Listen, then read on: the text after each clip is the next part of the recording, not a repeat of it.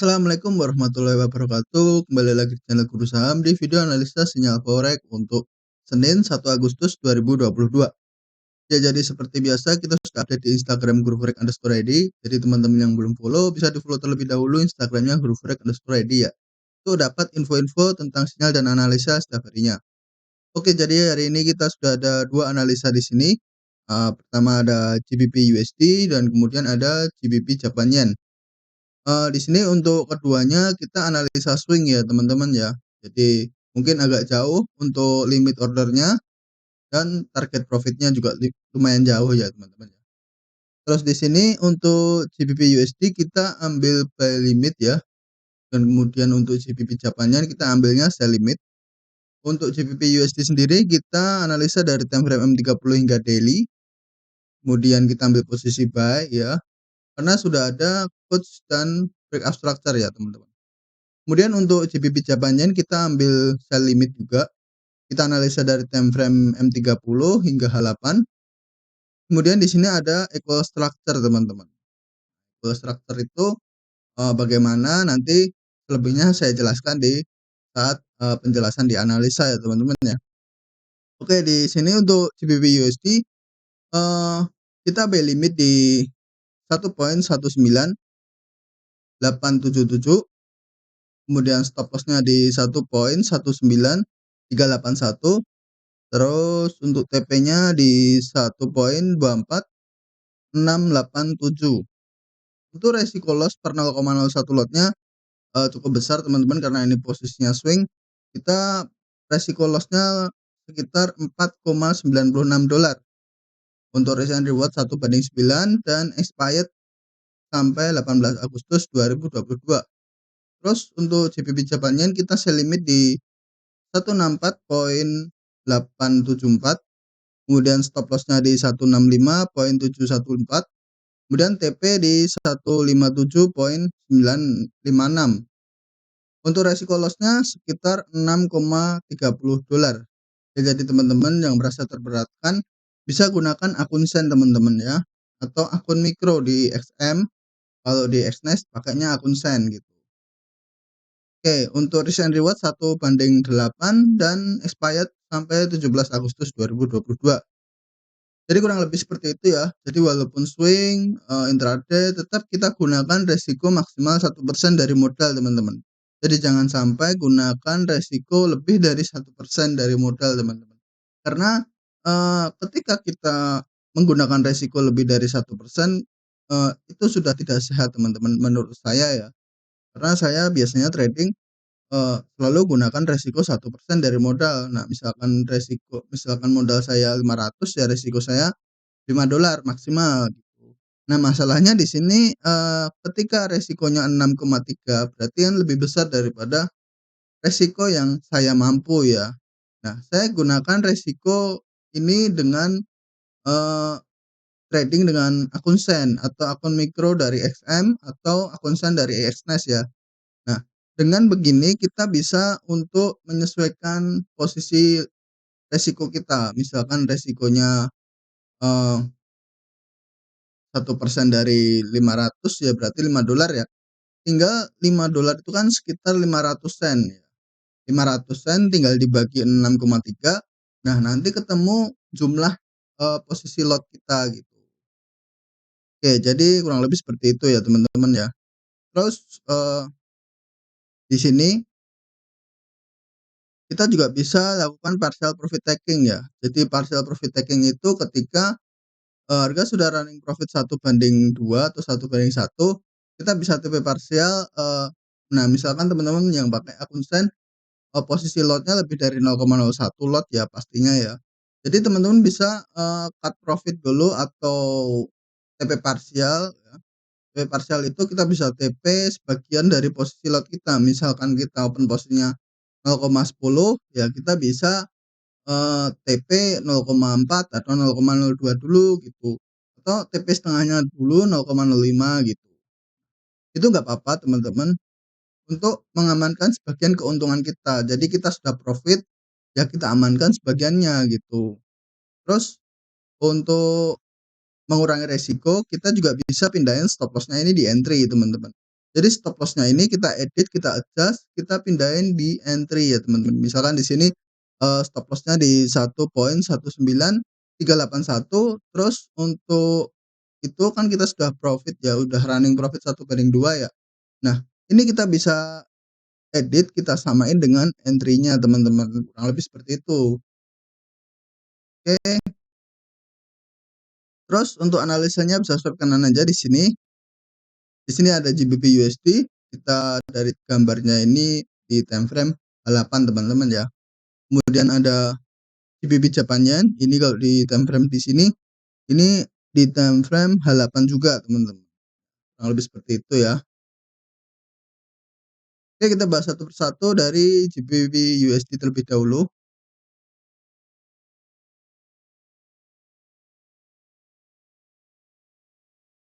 Oke, tunggu sebentar.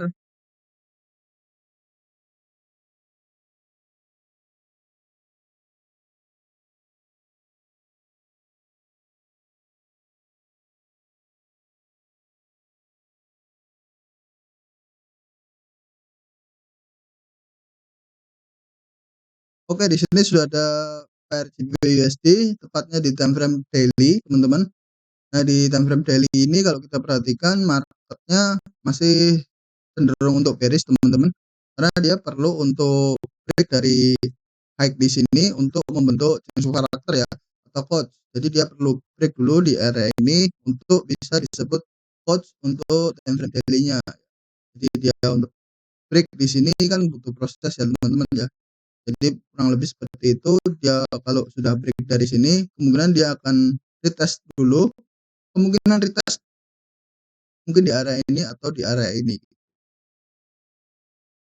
Itu kalau untuk di time frame daily-nya teman-teman. Tapi kalau di sini saya analisa dia belum tembus di sini ya, berarti kita bisa ambil posisi lebih bawah lagi gitu. Kita coba lihat di time frame H8. Kalau di H8 sendiri, di sini perhatikan di time frame per jamnya atau time frame menengah seperti H4 ya. Nah, kalau di sini market structure-nya dia sudah ada perubahan arah tren atau coach atau change of karakter ya. Jadi sudah ada perubahan karakter di sini. Dari yang tadinya bearish, di sini kan bearish ya. Di sini ada lower low, dia membentuk lower low lagi, membentuk lower low lagi, ya. Lower low, lower low, lower low, lower low, lower high, lower high, lower high, lower high, ya. Kurang lebih seperti itu ya kalau marketnya bearish. Kemudian di sini kalau kita perhatikan, dia ini last lower low-nya ya, kemudian dia naik, dia tembus dari lower high, berarti dia membentuk higher high di sini. Kemudian dia koreksi membentuk higher low, kemudian naik lagi membentuk higher high lagi atau breakout structure. Jadi sudah ada dua konfirmasi di sini, dua atau lebih ya, karena di sini dia sudah berulang kali breakout structure juga. Di sini dia sudah coach, artinya dia sudah ada perubahan karakter. Kemudian ada breakout structure, oke, dia sudah breakout structure, dia sudah koreksi, kemudian untuk naik lagi dia break dari higher high, kemudian dia koreksi lagi, dia naik lagi membentuk higher high ya di sini. Berarti di sini adalah last higher low ya teman-teman ya. Berarti di sini adalah last higher low teman-teman. Coba kita lihat di sini, harga mulai naik dan di sini dia sideways. Sebelumnya dia mencoba untuk turun ya, mencoba untuk turun mencapai last higher low-nya, tapi dia belum mencapainya. Kemudian dia coba naik lagi membentuk new higher high. Kemudian di sini adalah area inducement teman-teman. Jadi kita lihat di sini adalah area inducement, bukan area demand yang bisa kita area buy ya. Karena di sini adalah last higher low-nya. Karena kenapa? Karena di sini adalah last higher high-nya di sini. Kita bersihkan lagi.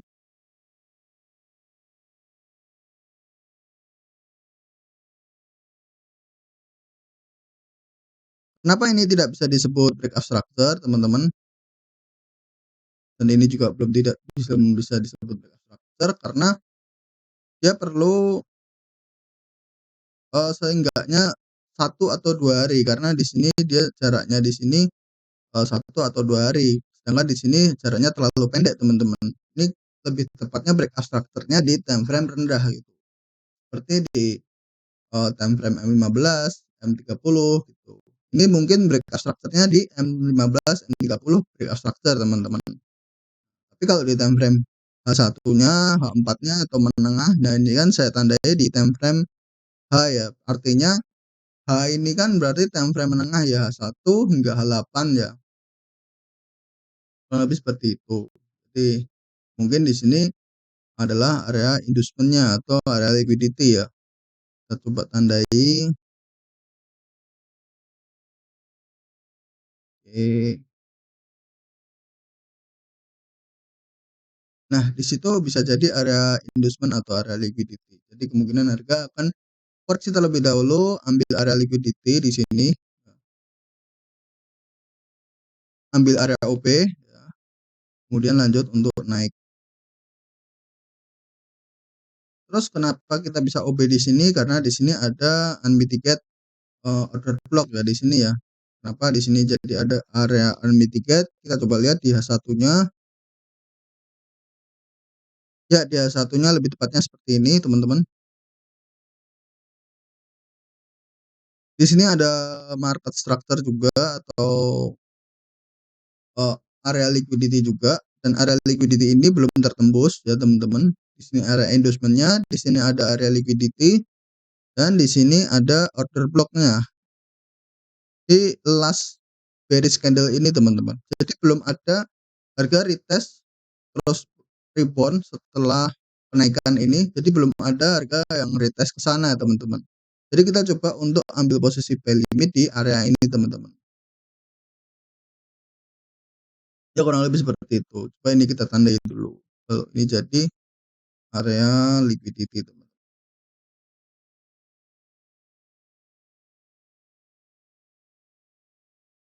Oke, terus untuk letak presisi entry-nya, nah ini kan range antara buy dan stop loss kan lumayan besar teman-teman ya. Ini kalau dikalikan 2 kali ukuran candle lumayan besar teman-teman. Jadi kita coba ambil time frame yang lebih rendah seperti M30. Nah, lebih tepatnya di time frame M30 di sini ya, di ujung dari ini kan ada area FVG ya teman-teman. Fair value gap cukup kecil teman-teman. Nah, kita coba ambil di ujung dari FVG tersebut ini ya. Nah, di sini.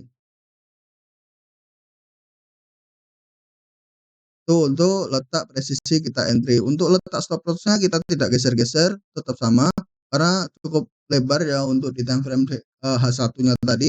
Jadi antara buy dan stop loss-nya itu cukup lebar. Jadi makanya kita nggak perlu untuk geser-geser. Untuk letak entry-nya seperti yang saya sebutkan tadi di area fair value gap.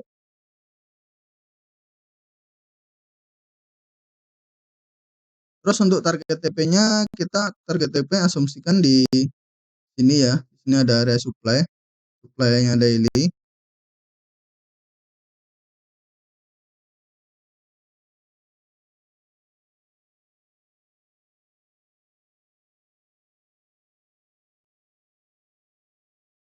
Nah, di sini kalau di halapan kelihatan teman-teman. Nah, di sini ya. Jadi di time frame halapan ini kita lihat di sini adalah area supply teman-teman. Di candle bullish ini sebelum dia drop. Ya, jadi kurang lebih seperti itu ya teman-teman untuk GBP USD-nya. Terus kita lanjut ke GBP Japan Yen. Untuk GBP Japan Yen sendiri ya time frame H8 daily dia masih sideways teman-teman. Ya, jadi sideways, masih sideways teman-teman. Tapi di sini kalau kita perhatikan untuk saat ini ya sudah ada perubahan arah tren ya atau perubahan karakter di sini dari yang tadinya bullish menjadi bearish.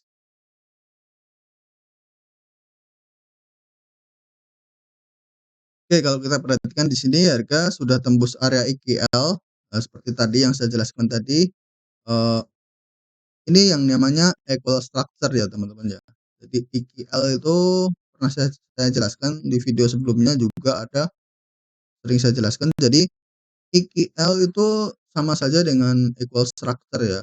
Kalau EQL itu equal low, kalau equal high itu, equal structure-nya yang di atas. Seperti mungkin saya cari equal high itu seperti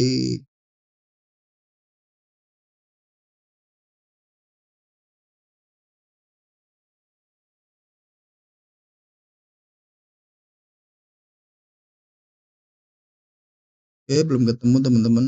Nah, equal high itu seperti ini teman-teman. Oh bukan. Oke ya, intinya equal high itu, harganya bergerak sama seperti ini ya. Di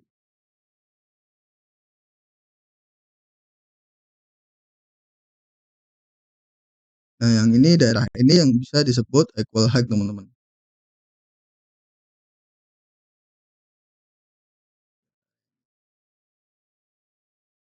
Karena high-nya benar-benar sama teman-teman. Sama yang di sini kan equal low ya. Low-nya itu benar-benar sama. Itu yang dinamakan equal structure ya. Jadi equal structure itu ada dua, ada equal high dan equal low gitu. Kemudian di sini juga ada equal low teman-teman yang belum terjemput. Tinggal kita perhatikan lagi di time frame rendah seperti H4 atau H1 itu kelihatan teman-teman. Ini belum tertembus sama sekali. Jadi sebelumnya harga kan mencoba untuk tembus dari sini ya. Tapi harga tidak berhasil tembus, malah di atasnya IQL. Jadi dia perlu untuk tembus dulu terus masuk ke area OB di sini. Nah, di sini ada fresh order block ya, teman-teman ya. Atau di bawahnya lagi di sini juga ada yang lebih fresh. Seperti di sini juga ada. Jadi kemungkinan harga GBP Japannya ada kemungkinan untuk masuk ke area itu ya. Terus sekarang kita coba ambil posisi sell atau sell limit. Di sini kalau kita perhatikan dia sudah tembus area equal ya. Kemudian di sini ada area OP. Kemungkinan harga saat ini ada kemungkinan untuk rebound, technical rebound. Naik dulu ke area ini karena di sini ada imbalance area, teman-teman. Atau FVG.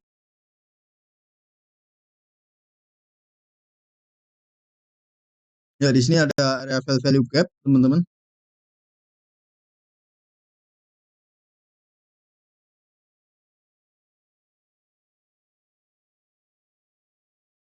Ya, jadi kemungkinan harga akan koreksi terlebih dahulu masuk untuk tutup area fair value gap ya. Di sini juga ada area order block.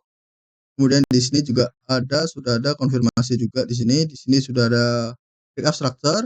Oke, di sini higher high membuat higher high lagi. Berarti di sini ada higher low-nya. Kemudian dia break ya. Break artinya di sini dia sudah tembus dari higher low-nya atau membuat change karakter atau coach. Berarti harga sudah ada perubahan arah karakter ya di sini ya. Jadi dia sudah dari yang tadinya bullish, kemudian lanjut untuk bearish. Sini dia juga kalau kita perhatikan di time frame tinggi juga sama. Di sini ini kan time frame rendah ya seperti M30H1. Dan di sini juga di time frame tingginya di sini adalah higher high, di sini higher low-nya, di sini higher high lagi. Jadi harga koreksi kemudian membentuk higher high ya. Kemudian koreksi lagi dan di sini dia tembus ya. Berarti dia ini sudah ada coach juga untuk di time frame menengahnya ada. Menengah dan time frame bawahnya juga koreksi gitu. Sudah ada perubahan arah karakter ya. Oke, jadi untuk itu kita coba ambil posisi sell limit ya di sini ya. Terus kita coba lihat lebih presisi di H1. Di H1 kita coba ambil di sini. Di sini ada area OB H1 ya. Tapi kita pakainya di time frame M30. Nah, lebih tepatnya di sini. Di time frame 30 ini kita pakai 2 kali ukuran candlenya ya, teman-teman. Jadi dari ukuran candle 2 kali ukuran candle ini jarak antara sell dan stop loss-nya, teman-teman. Jadi itu yang kita pakai untuk area order block. Oke, kurang lebih seperti itu ya. Untuk letak entry-nya kita tidak geser, tetap sama karena ini sudah time frame rendah. Terus untuk TP-nya